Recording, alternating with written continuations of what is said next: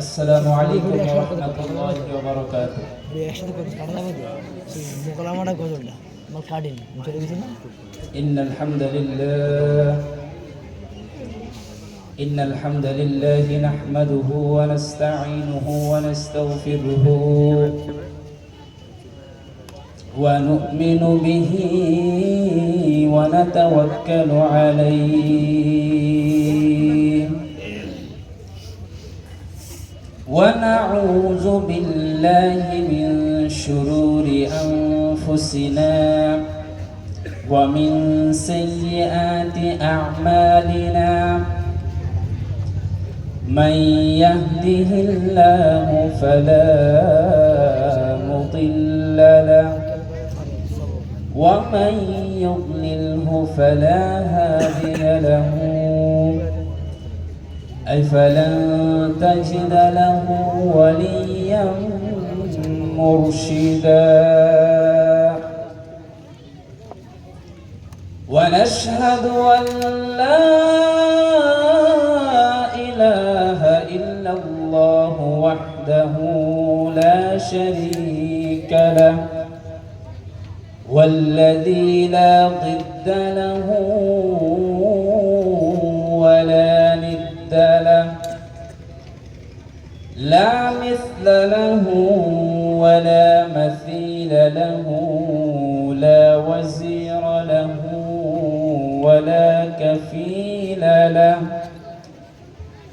لا شبه له ولا شبيه له لا ولد له ولا والد له وهو الواحد الفرد الصمد لم يلد ولم يولد ولم يكن له كفوا أحد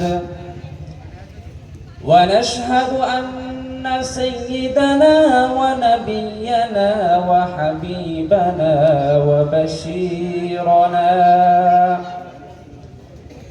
وطبيبنا وطبيب أرواحنا وحبيبنا وحبيب ربنا محمدا عبد الله ورسوله أرسله بالحق بشيرا ونذيرا وداعيا إلى الله بإذنه وسراجا منيرا أما بعد فقد قال الله تبارك وتعالى في كلامه المجيد وفي فرقانه الحميد أعوذ بالله من الشيطان الرجيم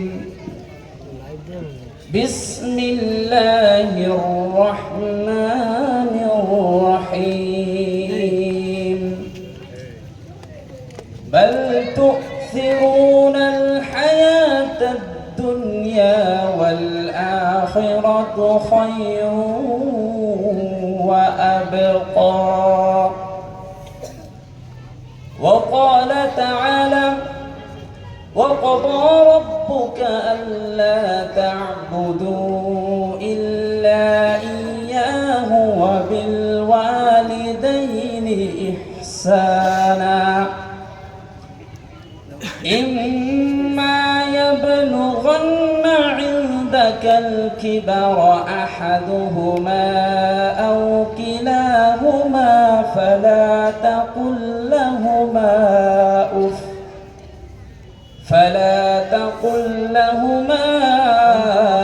أف ولا تنهرهما وقل لهما قولا كريما إن الله وملائكته يصلون على النبي يا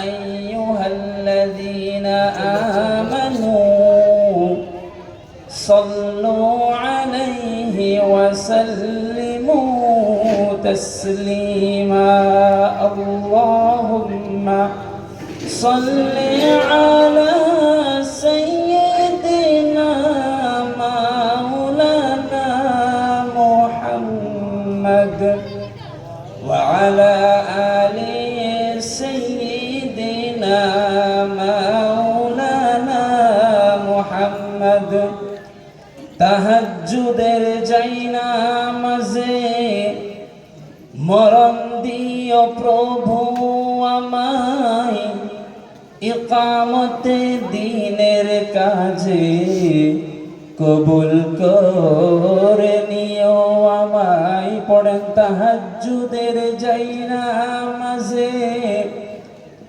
মরণ দিও প্রভু আমায় ইকামতে দ্বীনের কাজে কবুল করে নিও আমায় আল্লাহুম্মা সাল্লি আলা সাইয়্যিদিনা মাওলানা মুহাম্মদ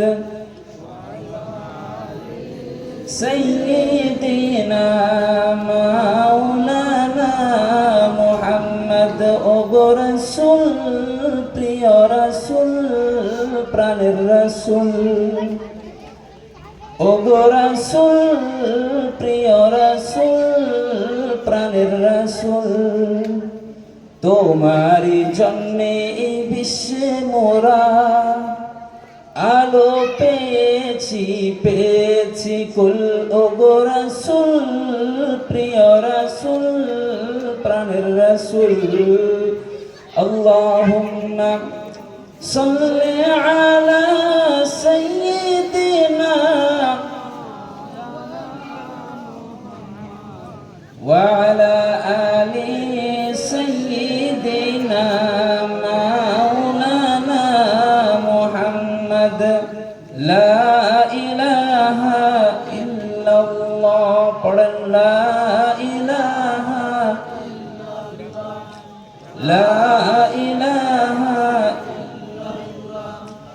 আল্লাহর নামের জিকির করবে যারা আল্লাহর কাছে প্রিয় তারা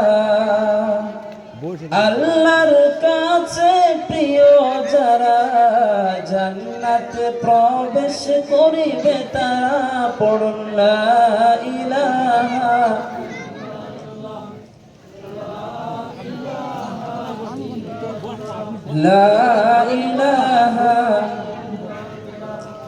لا إله إلا الله محمد رسول الله صلى الله عليه وسلم সুপ্রারম্ভে সর্বপ্রকার প্রশংসা ধ্বনিত হোক বিশ্ববিধাতার আরশে আজিমে যিনি বিশ্ব ব্রহ্মাণ্ডের অদ্বিতীয় নিয়ন্তা আকাশ পাতাল চন্দ্র সূর্য নক্ষত্র যার অদৃশ্য ইঙ্গিতে আপন দায়িত্ব পালনে নিমগ্ন তার শানে বলে আরশের ওজন যত লেখনির কালি যত হে মহান তোমার শত ধন্যবাদ পরের পর্যায়ে নিখিল বিশ্বের অনুপম সৃষ্টিকারী নূর নবী পূর্ণের ছবি নবী কুলের শিরোমণি উভয় জগতের কাণ্ডারী হুজুর পাক সাল্লাল্লাহু আলাইহি ওয়াসাল্লামের শানে বলি তুমি চন্দ্রের চেয়ে সুন্দর পুষ্পের চেয়ে মনোহর ঝর্ণের চেয়ে নির্মল লও সালাম আজি বারংবার সাল্লাল্লাহু আলাইহি ওয়াসাল্লাম অতঃপর আজ এই মহতী অনুষ্ঠানের সম্মানিত সভাপতি সাহেব এবং দূর দূরান্ত থেকে আগত মেহমানে কেরাম উলামায়ে ইজম এবং যারা অতি পরিশ্রম করে আজ এই মহতী অনুষ্ঠানকে অনুষ্ঠিত করেছেন এবং যারা দিনে আলোচনা শোনার জন্য এসেছেন সকলকেই আন্তরিক মোবারকবাদ এবং সালাম। আসসালামু আলাইকুম ওয়া রাহমাতুল্লাহি ওয়া বারাকাতুহু।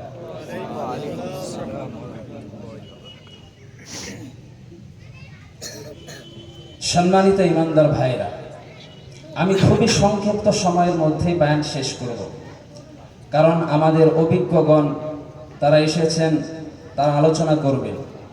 ইতিপূর্বে আপনারা শুনেছেন যে আমি এই মাদ্রাসার ছাত্র। 2 বছর পূর্বে আমি এই মাদ্রাসায় পড়েছিলাম, হিফজ ক্লাস করেছি এবং সবক শেষ করেছি এখানে। আলহামদুলিল্লাহ, এখানে তারপরেও কিছু বলার সৌভাগ্য পেয়েছি। এটা আল্লাহ পাকের অনেক বড় নিয়ামত এবং দয়া। এজন্য আমাদের অভিজ্ঞগণ আলোচনা করবেন।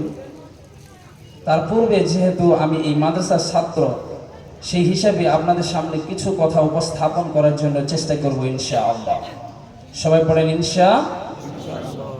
সম্মানিত ইমানদার ভাইরা, আমি আমার খুতবার শুরুতে সূরা আ'লার 16 এবং 17 নম্বর আয়াত তিলাওয়াত করেছি। এই আয়াতের আলোকে কিছু কথা আপনাদের সামনে উপস্থাপন করার জন্য চেষ্টা করব ইনশাআল্লাহ। আল্লাহ রাব্বুল আলামিন এই আয়াতের মধ্যে বোঝাতে চেয়েছেন যে এই পৃথিবীকে এত বড় মনে করো না। You have to go back to your lord. তোমাকে তোমার প্রভুর দরবারে ফিরে যেতে হবে।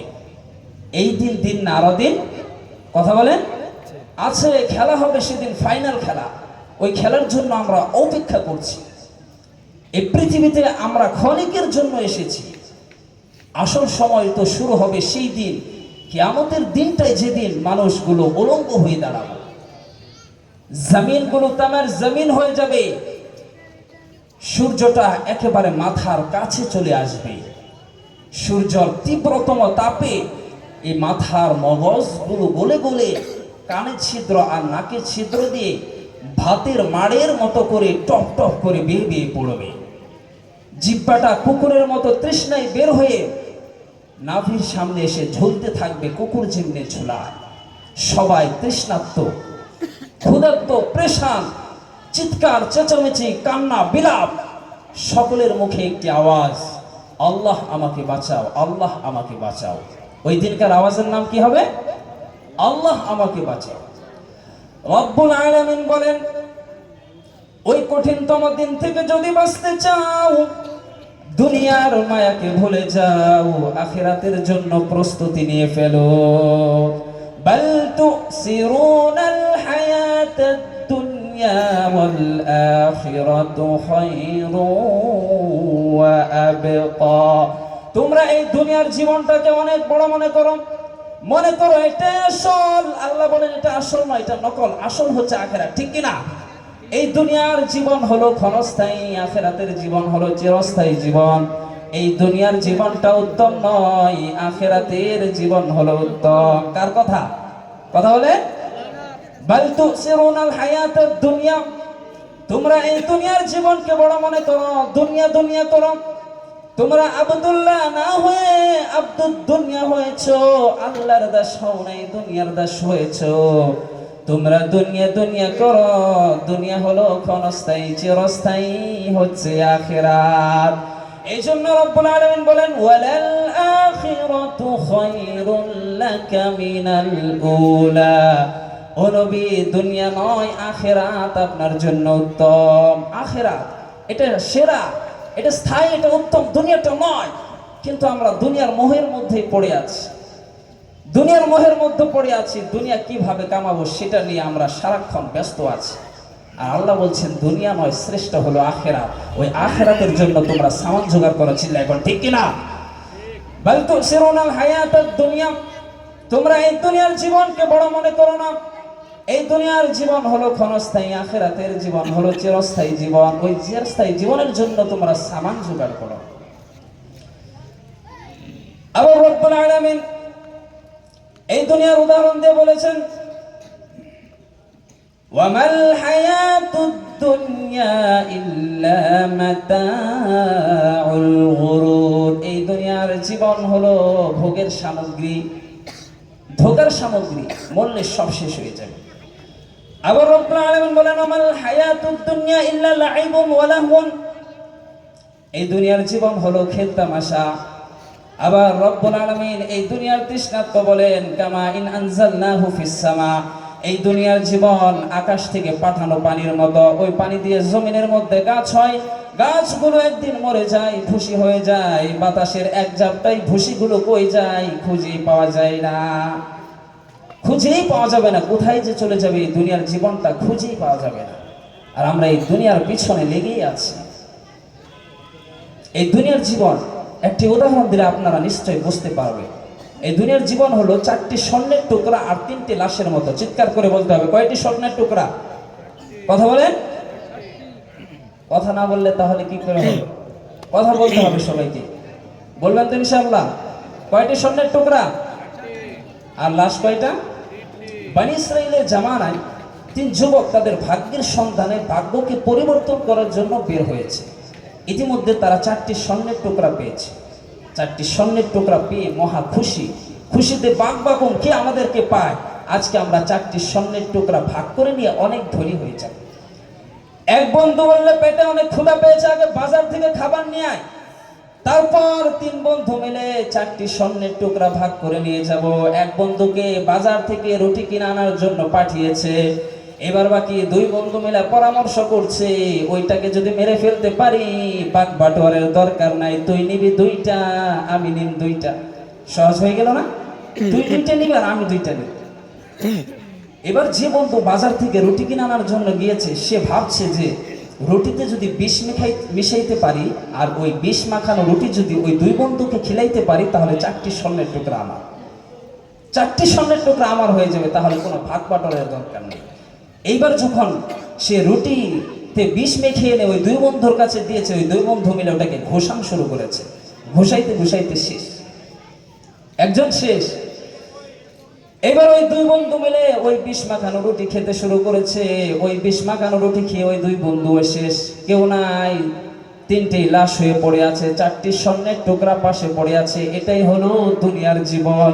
এই দুনিয়ার পুরো জীবন এটা হচ্ছে লালসাময় একটি জীবন।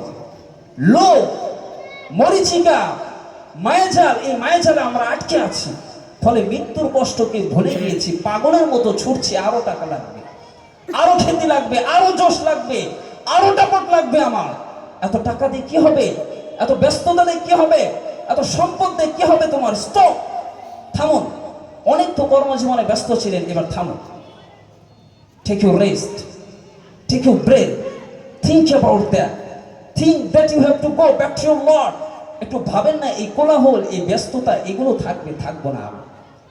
সাইয়্যিদনা ওমর ফারুক রাদিয়াল্লাহু আনহু বলছেন, মউতু ক্বাবলা আন তামুত, মরার আগে একবার মরো।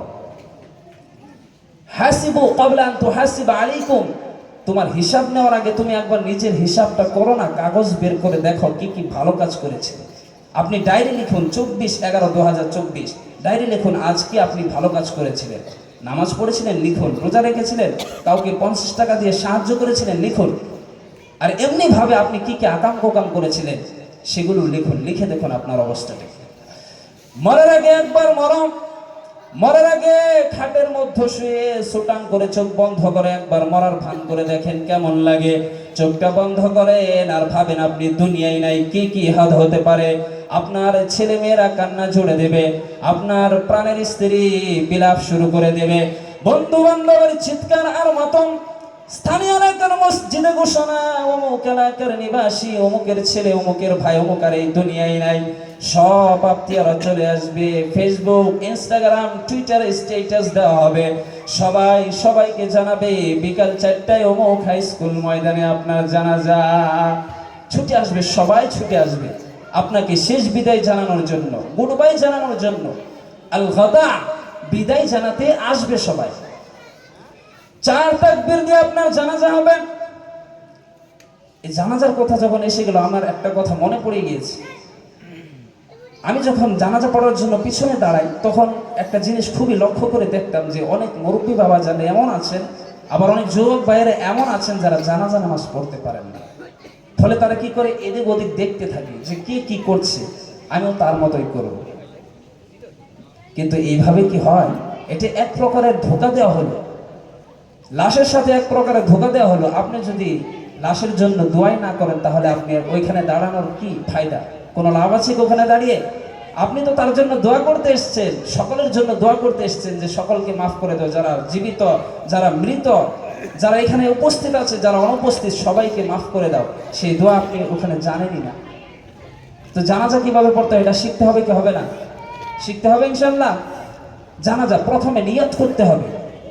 প্রথমে আপনি নিয়ত করবেন যে মাইয়িতের জন্য জানাজা পড়তে হয়, সে তার নিয়ত করতে হবে যে আমি এই মাইয়িতের জানাজা নামাজ পড়ছি। তারপর ইমাম সাহেব যখন প্রথম তাকবীর বলবেন, আপনি পড়তে আরম্ভ করে দিবেন সুবহানাকাল্লাহুম্মা ওয়া বিহামদিকা ওয়া তাবারাকা ইসমুকা ওয়া তাআলা জাদ্দুকা ওয়া জাল্লা সানাউকা ওয়া লা ইলাহা গায়রুক। প্রথম তাকবীরে সানা পড়বেন, দ্বিতীয় তাকবীরে দুরূদ শরীফ পড়তে আরম্ভ করে দিবেন। আমরা যে নামাজের মধ্যে দুরূদ শরীফ পড়ি, ওই দুরূদ শরীফটাও জানাজার মধ্যে আছে না নাই? আপনি পড়তে আরম্ভ করে দিবেন আল্লাহুম্মা সাল্লি আলা মুহাম্মাদ ওয়া আলা আলি মুহাম্মাদ কামা সাল্লাইতা আলা ইব্রাহিম ওয়া আলা আলি ইব্রাহিম ইন্নাকা হামিদুম মাজিদ। আল্লাহুম্মা বারিক আলা মুহাম্মাদ ওয়া আলা আলি মুহাম্মাদ কামা বারাকতা আলা ইব্রাহিম ওয়া আলা আলি ইব্রাহিম ইন্নাকা হামিদুম মাজিদ। প্রথম তাকবীরে সানা পড়বেন, দ্বিতীয় তাকবীরে দুরূদ শরীফ পড়বেন, তৃতীয় তাকবীর যখন ইমাম সাহেব বলবেন তখন জানাজার জন্য একটা স্পেশাল দোয়া আছে না নাই? কথা বলেন না কেন? জানাজার জন্য একটা স্পেশাল দোয়া আছে, ওই দোয়াটা পড়তে আরম্ভ করে দেবেন। আল্লাহুম্মা গফির লি হাইয়িনা ওয়া মাইয়িতিনা ওয়া শাহিদিনা ওয়া গায়িবিনা ওয়া সগীরিনা ওয়া কাবীরিনা ওয়া যাকারিনা ওয়া উনসানা।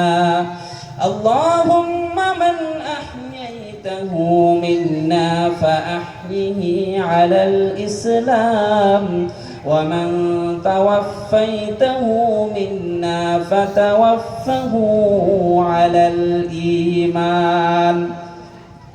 এবার যখন ইমাম সাহেব চতুর্থ তাকবীর বলবেন তখন তিনি সালাম ফেরাবেন, আপনিও সালাম ফেরাবেন। এটা হলো জানাজার পদ্ধতি, এইভাবে জানাজা পড়তে হয়। তো আপনার জানাজাটাও কয় তাকবীর হবে? চিৎকার করে বলেন। 4 তাকবীর দিয়ে আপনার জানাজা হবে। অশ্রুসিক্ত জানাজায় আপনার বিদায় হবে। কাঠের খাটিয়ার মধ্যে করে কাঁধে করে আপনাকে কবরে নেওয়া হবে। আগের থেকে খুঁড়ে রাখা কবরটার মধ্যে আপনাকে বিছিয়ে দেওয়া হবে। উপরে বাঁশের কচি দিয়ে তার উপর মাটির চাপা দিয়ে সব চলে যাবে। ভাবেন না একটু চোখ বন্ধ করে, this is the circle of life, this is the nature of life. এটা সবার হবে, আমার হবে, আপনার হবে।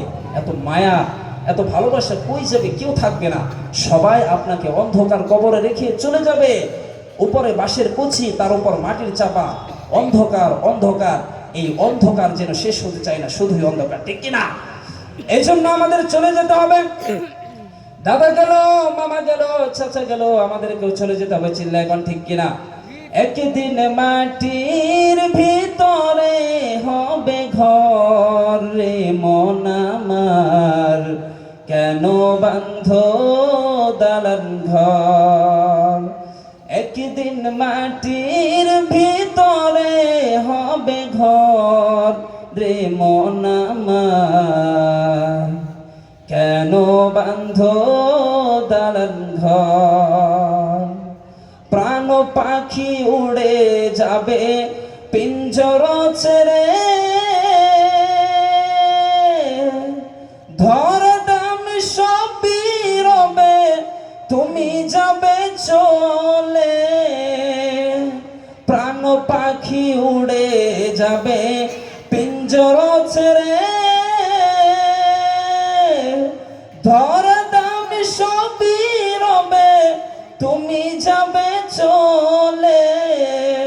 বন্ধু বান্ধব যত, মাতা পিতা যারা শত, বন্ধু বান্ধব যত, মাতা পিতা যারা শত, সকলে হবে তোমার পর রে মন আমার, কেন বান্ধ দালান ঘর। ঠিক কিনা? আমাদের চলে যেতে হবে। এই জন্য বিষ্ণু বলছেন, নাহাই তো মান জিয়ারতিল কবর, আমি তোমাদেরকে কবর জিয়ারত করতে আগে নিষেধ করতাম, কিন্তু এখন নিষেধাজ্ঞা প্রত্যাহার করে নিলাম। এখন তোমরা সব সময় কবরে যাবে আর কবরে জিয়ারত করবা। কবরে জানতো ওখানে যাবেন, ওখানে ছোট্ট শিশুরা শুয়ে আছে, কিশোর যুবকরা শুয়ে আছে, আপনাদের মতোই টাকলা যুবক, মুরব্বী বাবারা শুয়ে আছে। আর এই এলাকায় থাকতো, আর আকাশ থেকে নেমে আসেন, এই এলাকার সন্তান আজ নাই। একটা সার্টিন পিরিয়ড শেষে আপনিও থাকবেন না। This is the nature of life. ছোট্ট শিশু হয়ে এসেছিল, শৈশব, যৌবন, পৌরত্ব। আগে ছিলেন সিঙ্গেল, বিয়ে করে হয়ে গেছেন ডাবল। তারপর আল্লাহ আপনাকে একটা মেয়ে দিলেন, সেই মেয়েকে বিয়ে দিয়ে আপনি শ্বশুর হলেন, সেই মেয়েকে বিয়ে দিয়ে আপনি শ্বশুর হলেন, সেই মেয়ের ঘরে সন্তান হতে আপনি নানা হলেন। অনেকদিন হলো তো, অনেক লম্বা সময় পেয়েছেন। Think about that. এবার আপনি যাওয়ার কথা ভাবেন, আখিরাতের সামানের কথা ভাবেন। কি শক্তিশালী যুবক, বার্ধক্য চলে আসলে লাঠি ছাড়া চলতে পারে না। ঠিক কিনা? কুচকুচো কালো দাড়ি সাদা হয়ে যায়, দাড়ির শুভ্রতা, বয়সের ভার, রং ভরা যৌবন জং ধরে শেষ। ঠিক কিনা? This is the nature of life. যুবক ভাইরা, আমাদেরকে চলে যেতে হবে, আমাদেরকে চলে যেতে হবে যতই ব্যস্ত থাকি না কেন। এই জন্য এটা রিমাইন্ডার আল্লাহ তাআলা একটা সূরার মধ্যে, ছোট্ট সূরার মধ্যে দিয়েছেন যে তোমাদেরকে চলে যেতে হবে, এই লোভ লালসা ছেড়ে দাও। রব্বুল আলামিন বলেন, আলহাকুমুত তাকাসুরু হাত্তা যুরতুমুল মাকাবির। ও গোলাম, দুনিয়ার সম্পদ, লোভ আর মোহে তোমাদেরকে গাফিল বানিয়ে দিয়েছে। এই লোভ পাগলামি কোনোদিন তোমাদের থামবে না, যতদিন না তোমরা কবরে ঢুকবা। যতদিন আমরা কবরে ঢুকবো আমাদের লোভ থামবেই না। আল্লাহ বলেন, দুনিয়ার সম্পদ আর লোভে তোমরা গাফিল হয়ে গিয়েছো, আখিরাতের কথা কেমন তোমরা ভুলে গিয়েছো। কিন্তু আখিরাতে তোমাদেরকে যেতেই হবে, কবরের বাড়িতে তোমাদেরকে ঢুকতেই হবে। আমরা ভুলে যাই। আলহাকুমুত তাকাসুর, অতিরিক্ত পাওয়ার লোভ, অতিরিক্ত খাওয়ার লোভ, বেশি বেশি ঘুমানোর লোভ মানুষকে গাফিল বানিয়ে দিয়েছে। আরো চাই, আরো চাই, আরো চাই, এই স্বভাবটা মানুষের আছে না নাই? মসজিদে দোয়া অনুষ্ঠান শেষে জিলাপি দেয়, আপনাদের এখানে কত জায়গায় জিলাপি দেয়, মিষ্টি দেয়, বাতাসা দেয়। দেখবেন মসজিদের 2-3 গেট দিয়ে যখন জিলাপি দেয়, বাচ্চারা এক গেট থেকে জিলাপি নিয়ে অন্য গেটে গিয়ে লাইন ধরছে। ওর হাত হইলো ছোট্ট হাত, হাত ভর্তি জিলাপি, হাতে নেওয়ার জায়গা নেই, তবুও অন্য ঘেটে গিয়ে লাইন ধরছে। আরো লাগবে, এই আরো আরো আরো চাই, এই স্বভাবটাই মানুষকে কুড়ে কুড়ে শেষ করে দিয়েছে। এই জন্য চাহিদার কোনো শেষ নেই। যার কাছে যত আছে তার তত বেশি লাগবে। যার 1 করোড় আছে তার 2 করোড় লাগবে, যার একটা কার আছে তার 2টা কার লাগবে, যার সাইকেল আছে তার হোন্ডা লাগবে, যার হোন্ডা আছে তার প্রাইভেট কার লাগবে, যার প্রাইভেট কার আছে তার হেলিকপ্টার লাগবে। এটা মানুষের স্বভাব, আরো চাই, তার লাগবেই লাগবেই। হাত্তা যুরতুমুল মাকাবির, যতক্ষণ পর্যন্ত কবরের মধ্যে ঢুকে না যাব। আমাদেরকে কবরের মধ্যে যেতে হবে। এই জন্য আমরা যখন কবরের মধ্যে যাব, মালাকুল মউত আমাদের সামনে আসবে। আসবে কি আসবে না? আসবে। মরার সময় প্রতিটা রূহ, প্রতিটা মানুষ মালাকুল মউতকে দেখতে পায়। আমিও দেখব, আপনিও দেখবেন। মুমিনদের কাছে এসে মালাকুল মউত একজন যুবকের ভেষে, সাদা ধবধবে জুব্বা পরে, সুগন্ধি মেখে মোমর্ষ ব্যক্তির শিয়রে বসে বসে বলে, ইয়া আইয়াতুহান নাফসুল মুতমাইন্না, হে পবিত্র আত্মা, উখরুজি ইলা মাগফিরাতিল্লাহি ওয়া রিদওয়ানি, আল্লাহর ক্ষমা আর দয়ার দিকে বের হয়ে এসো। বলা মাত্রই মুমিনদের আত্মাটা স্মুথলি বের হয়ে আসে। কাফন মিন আকফাইল জান্নাহ হানুত বিন হানুতিল জান্নাহ, জান্নাত থেকে আনা সুগন্ধি কাফনের মধ্যে পেঁচিয়ে তিনি রূহটাকে নিয়ে ইল্লিনে চলে যান। সরাসরি দেখে মালাকুল মউতকে। আর যারা ইসলাম বিরোধী, কোরআন বিরোধী, তাদের সামনে এসে মালাকুল মউত ত্রাস সৃষ্টি করে, আগে ধমক। হাইওয়েতে মাঝে মধ্যে ডাকাতি হয় না, বা কলকাতায় সিটিতে বাসগুলোর মধ্যে যখন ডাকাতি হয়, বাসে থাকে 50 জন আর ডাকাত ঢুকে 5 জন। ওই 5 জনের ভয়ে সবগুলো পেশাব করে ফেলে, কারণ এসে ত্রাস সৃষ্টি করে। এসে চাইনিজ কোরাল দিয়ে আগে কুবিয়ে দেয় 5-6 জনে। তো রক্ত দেখে যে যা কিছু দেওয়ার সব কিছু আগে রেডি করে রাখে।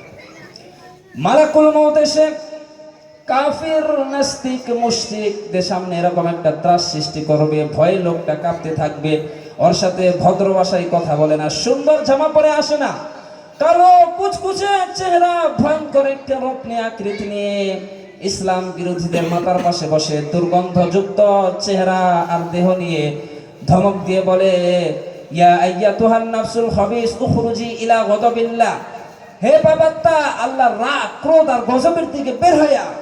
মুমিনদের আত্মা যেমনি বলার সাথে সাথে মুমিনদের দেহ থেকে বের হয়ে জান্নাতি কাফনের মধ্যে ঢুকে যায়, কাফেরদের আত্মাও কি ওরকম তাড়াতাড়ি বেরোতে চায় নাকি? কথা বলে, কাফেরদের আত্মা এরকম তাড়াতাড়ি বেরোতে চায় না। কাফেরদের আত্মা একবার ডানে দৌড়, বামে দৌড়, সামনে দৌড়, পিছনে দৌড়। এবার মালাকুল মউত আরো হিংস্র হয়ে যায়। মালাকুল মউত ওটাকে টেনে হিচড়ে একটা জীবিত ছাগলকে জবেহ না করে তার চামড়া উল্টো দিকে টেনে হিচড়ে বের করলে ছাগলটা যত কষ্ট পায় তার থেকে কমসে কম 70 গুণ বেশি কষ্ট দিয়ে কাফির নাস্তিক আর গাদ্দারদের রূহ কবজ করা হয়। এই জন্য প্রতিদিন দোয়া করবেন, আল্লাহ আমাদেরকে তুমি এই পরিস্থিতির থেকে বাঁচাও। পড়েন আমিন। মুমিনদের রূহ যেমনি কবজ হয় ওইভাবে কবজের ব্যবস্থা তুমি আমাদের জন্য করে দিও। পড়েন আমিন। আমাদেরকে তুমি শহীদ মৃত্যু নসিব করে দিও। পড়েন আমিন। আমাকে শহীদ করে সেই মিছিলে শামিল করে নিও, যেই মিছিলের নেতা আমির হামজা, উবাইব খাব্বাব আল্লাহর কাছে ছিল অতি প্রিয়, শামিল করে নিও। আমাকে শহীদ করে সেই মিছিলে শামিল করে নিও। পড়েন আমিন। জোরে পড়েন আমিন। তার মানে বিমান দুর্ঘটনায় হোক, কিংবা লঞ্চ ডুবিতে হোক, কিংবা আগুনে পড়ে হোক, কিংবা আত্মঘাতী যে কোনো হামলাই হোক, যে যেখানে মারা যায় কবরে তার জন্য 3টে প্রশ্ন আছে না নাই? কথা বলে। ইসলাম বিরোধীদের জন্য প্রশ্ন 3টা, আমরা যারা মুমিন তাদের জন্য 4টা। সুবহানাল্লাহ পড়েন। কবরের মধ্যে প্রথম প্রশ্ন হবে, মুনকার নাকির তখন চলে আসবে। 40 কদম যখন লাশটারে আত্মীয় স্বজনরা কবরের মধ্যে রেখে 40 কদম চলে যায় তখনই চলে আসে। আহা, সব শেষ। এসেই পরীক্ষা শুরু, মার রব উত্তর, রবের নাম কি? আমরা কি বলবো? আমরা বলবো আমাদের রব হলো আল্লাহ। দ্বিতীয় প্রশ্ন, আমাদের উত্তর, ধর্মের নাম কি? আমরা কি বলবো? আমরা বলবো আমাদের ধর্ম হলো ইসলাম। তৃতীয় প্রশ্ন, বিশ্বনবীর চেহারা দেখে বলা হবে আতা আরিফু হাজার রাজুল, এই লোকটারে চিনো নাকি? আমরা বলবো চিনি, আমাদের প্রাণের নবী। ঠিক কিনা? এই নবীকে কি আমরা ভুলতে পারি? যে নবী আমাদের জন্য আজীবন কষ্ট করে গিয়েছেন, যার অনুসরণ আমরা আজীবন করেছি, তাকে কি ভোলা যাবে কবরের মধ্যে? ফেরেশতারা বলবে আতা আরিফু হাজার রাজুল, এই লোকটারে চেনো নাকি? আমরা বলবো চিনি, এটা হলো আমাদের প্রাণের নবী। এই নবীকে আমরা কখনো ভুলতে পারবো না। ঠিক কিনা? হে রাসূল, তোমাকে ভুলে আমি কেমন করে? এই নবীকে ভোলা যাবে? হাজারো কষ্ট আমাদের জন্য করেছেন, হাজারো ব্যথা বেদনার পরে ফিরে আসনি তুমি আপন ঘরে। দিনের আলো তুমি ছড়িয়ে দিতে চলে গেলে মদিনায় মক্কা ছেড়ে। হে রাসূল, তোমাকে ভুলি আমি কেমন করে? হে রাসূল, তোমাকে ভুলি আমি কেমন করে? খেয়ে না খেয়ে দিন প্রচারের কাজে নিজেকে দিয়েছ বিলিয়ে, তাই ফের কাফেরেরা চিনল না আলো, দুষ্ট ছেলেদের পিছু দিল লেলিয়ে। খেয়ে না খেয়ে দিন প্রচারের কাজে নিজেকে দিয়েছ বিলিয়ে, তাই ফের কাফেরেরা চিনল না আলো, দুষ্ট ছেলেদের পিছু দিল লেলিয়ে। পাথরের আঘাতে ক্ষত বিক্ষত হয়ে সারা শরীর থেকে রক্ত ঝরে। হে রাসূল, তোমাকে ভুলি আমি কেমন করে হে রাসূল, তোমাকে ভুলি আমি কেমন করে। হীরার গুহায় তোমারই ধ্যান, আসমান থেকে নামে আল কোরআন। ভাঙলো সবার ভুল তোমারই তরে, আসলো কোরআনের ছায়া তলে। খালিদ ওমর আলী আবু বকর, ইসলামী ঝান্ডা নিল যে তুলে। ভাঙলো সবার ভুল তোমারই তরে, আসলো কোরআনের ছায়া তলে। খালিদ ওমর আলী আবু বকর, ইসলামী ঝান্ডা নিল যে তুলে। আল আমিন তুমি ছিলে যে সদা, সকল মানুষের তরে হে রাসূল, তোমাকে ভুলে আমি কেমন করে হে রাসূল, তোমাকে ভুলি আমি কেমন করে। ঠিক কিনা? এই নবীকে ভোলা যাবে? কবরের মধ্যে প্রথম প্রশ্ন হবে মার রব্বুক, তোর রবের নাম কি? দ্বিতীয় প্রশ্ন মা দীনুক, তোর ধর্মের নাম কি? তৃতীয় প্রশ্ন বিশ্ব নবীর চেহারা দেখিয়ে বলা হবে তারিফু হাযার রাজুল, এই লোকটারে চেনো নাকি? আমরা বলবো চিনি, আমাদের প্রাণের নবী। এই নবীকে আমরা সব সময় চিনি, কারণ এই নবীর অনুসরণে আমরা করেছিলাম। এইবার যখন তিনটি প্রশ্নের উত্তর যত আপনার যখন দিয়ে দিলেন, এখন আপনাকে অতিরিক্ত আরেকটা প্রশ্ন করা হবে ওমা ইলমুক, তোমার নলেজ কি? এই তিনটি প্রশ্নের উত্তর যে তুমি পারলা, কিভাবে পারলা? জেনে বুঝে বলছো না নকল করে বলছো? এটা বলতে হবে। এই তিনটি প্রশ্নের উত্তর যে তুমি পারলা, আল্লাহ তোমার রব, তোমার ধর্ম হলো ইসলাম, এই লোকটা বিশ্বনবী, তুমি কেমনে চিনলা? তখন আপনাকে বলতে হবে আমি কোরআন থেকে শিখেছি, আমি হাদিস থেকে শিখেছি, আমি ইসলাম জেনে বুঝে মেনেছি, আন্দাজাই কোথাও ঘুরে নি চিল্লাই কোন, ঠিক কিনা? বলতে হবে আপনাকে। এই জন্য শিখতে হবে, প্রতিনিয়ত ইসলাম সম্পর্কে জানতে হবে, জীবনটারে আলোকিত করতে হবে, চিল্লাই কোন, ঠিক কিনা? আর যারা ইসলাম বিরোধী, কোরআন বিরোধী, তাদের সামনে আসবে মালাকান আসওয়াদান আজরাকান, কৃষ্ণ বরণের দেহ, নীলাভ বরণের দুটি চোখ, গায়ের রং কালো, চোখের রং নীল। দেখতে কেমন লাগে? গায়ের রং কালো, চোখের রং নীল। ফেরেশতা দুইটা আসবে, এসে ধমক দিয়ে বলবে বল তোর রবের নাম কি? ইসলাম বিরোধী কাফির, নাস্তিক, মুশরিক এরা বলবে আমি জানি না আমার রব কে, আমি জানি না, আমি তো আজীবন শুধু চেয়ার করেছি, মদ খেয়েছি, আমি ধর্ষণে সেঞ্চুরি করেছি দুনিয়ার বুকে, আমি টেন্ডারবাজি করেছি, চাঁদাবাজি করেছি, মস্তানি করেছি, আমার দাপটে এলাকা ইসলাম প্রিয়রা বাসায় ঘুমাতে পারে নাই, আমি ছিলাম টেন্ডারবাজ, আমি ছিলাম গডফাদার, সন্ত্রাসীদের লিডার, আমি ছিলাম ডন 1 2 3 সব, আমি ছিলাম ডন, আমি ছিলাম ডনের ডন। প্রথম প্রশ্নে সে এগুলো বলবে। তারপর আবার তাকে প্রশ্ন করা হবে ওমা দীনুক, তোর ধর্মের নাম কি? সে কয় আমার কোনো ধর্ম নাই, আমার কোনো ধর্ম নাই, আমি শুধু মৌজ মাস্তি করেছি, আমি আনন্দ ফুর্তি করেছি, ইসলাম নিয়ে আমার কোনো মাথা ব্যথা ছিল না, আজীবন আমি ইসলামরে বাস দিয়েছি, চিল্লা এখন, ঠিক কিনা?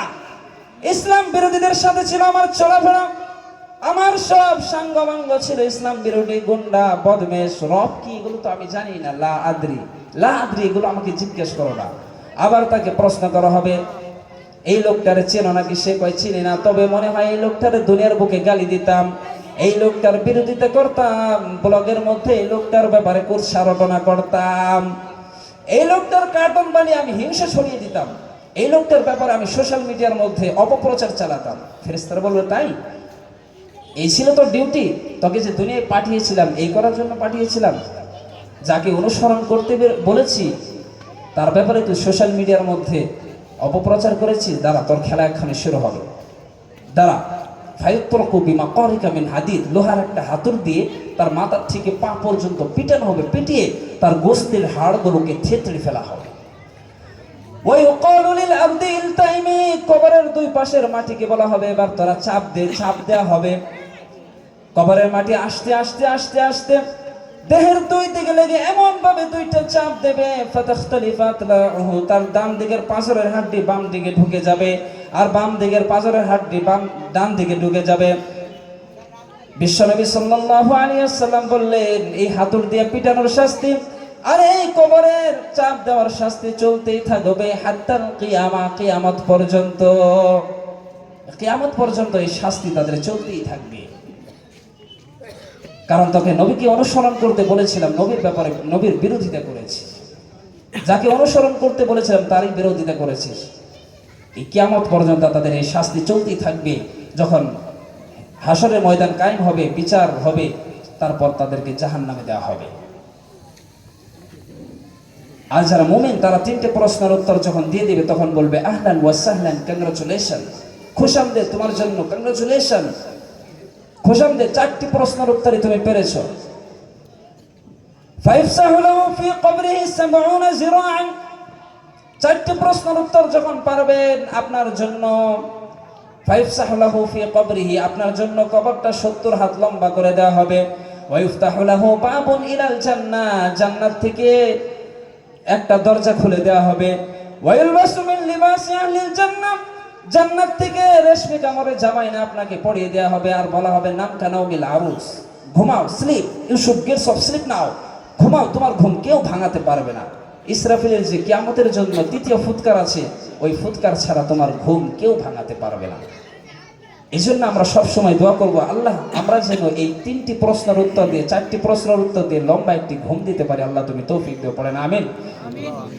হয়তো সময় অনেক হয়ে গেছে, আর আমাদের অভিজ্ঞগণ আছেন, আমি তো এমন কোনো বক্তা না, আসলে আপনাদের খেদমতে এসেছি কিছু কথা বলার জন্য।